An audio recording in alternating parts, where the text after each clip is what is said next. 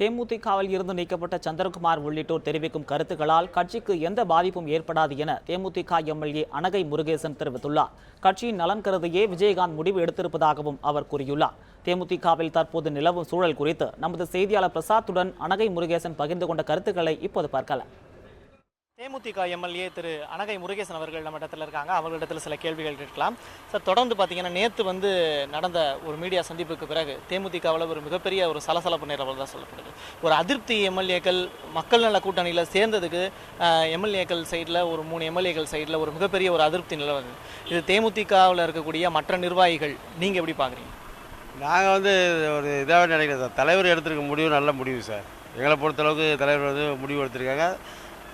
மக்கள் நல கூட்டணியில் என் தலைவர் கேப்டனை முதலமைச்சர் வேட்பாளராக அவங்க தேர்ந்தெடுத்திருக்காங்க. அதுக்கு நாங்கள் எங்களை பொறுத்தளவுக்கு தேசிய முற்போக்கு திராவிட கழகம் உருவானதே தமிழ்நாட்டில் அதிமுக திமுகவுக்கு ஒரு மாற்று சக்தியாக தான் கட்சி உருவாக்கணும். அப்போ கட்சி உருவாக்கும் போதே கேப்டன் தமிழகத்தில் முதலமைச்சராக வரணும் தான் அந்த கட்சியை உருவாக்கப்பட்டது.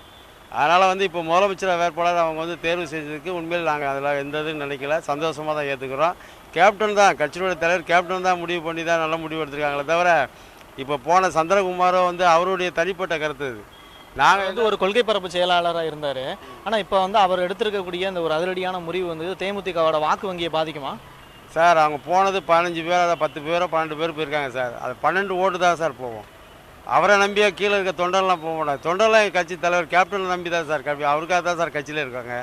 அவருக்கு தனிப்பட்ட சந்திரகுமார் கிடையாது. இன்றைக்கி நேற்று தான் கட்சி விட்டு பொறுப்பில் எடுத்த உடனே அவருக்கும் கட்சிக்கு எங்கள் கட்சிக்கு சம்மந்தமே கிடையாது. அதனால் ஒரு தொண்டம் கூட எங்களுக்கு இழப்பு கிடையாது. அதில் ஒரு இம்மையில் கூட ஒரு துரும்பு கூட அதனால் எங்களுக்கு இழப்பே கிடையாது. தேமுதிக பொறுத்தளவு இவ்வளோ காலம் உங்கள் கூட இருந்தாங்க. இப்போ ஒரு 3 பேர் 3 எம்எல்ஏ விலகி போயிருக்காங்க.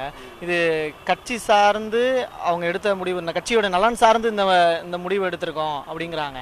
அது உங்களுடைய தரப்பில் எப்படி பாருங்க? கட்சி சார்ந்து நலனெல்லாம் கிடையாது சார். இவங்க கட்சிக்கு விரோதமான திமுகனுடைய தூண்டுதலில் தான் சார் அவங்க முடிவு எடுத்திருக்காங்க. தனிப்பட்ட கட்சி சார்ந்தவங்களாம் இப்போ நாங்கள் எல்லாமே இருக்கோம். இன்றைக்கி மாவட்ட செயலாளர் அத்தனை பேரும் நாங்கள் கேப்டன், கட்சிக்கு தலைவர் கேப்டன் தான் தவிர தனிப்பட்ட சந்திரகுமார் கிடையாது. அவர் இருந்தாருன்னா அதை விட சீரியஸ். நாங்கள் அதுக்கு முன்னாடியே நாங்கள் இருக்கோம் சார். நாங்களாம் 35 வருஷமாக இருக்கிறோம்.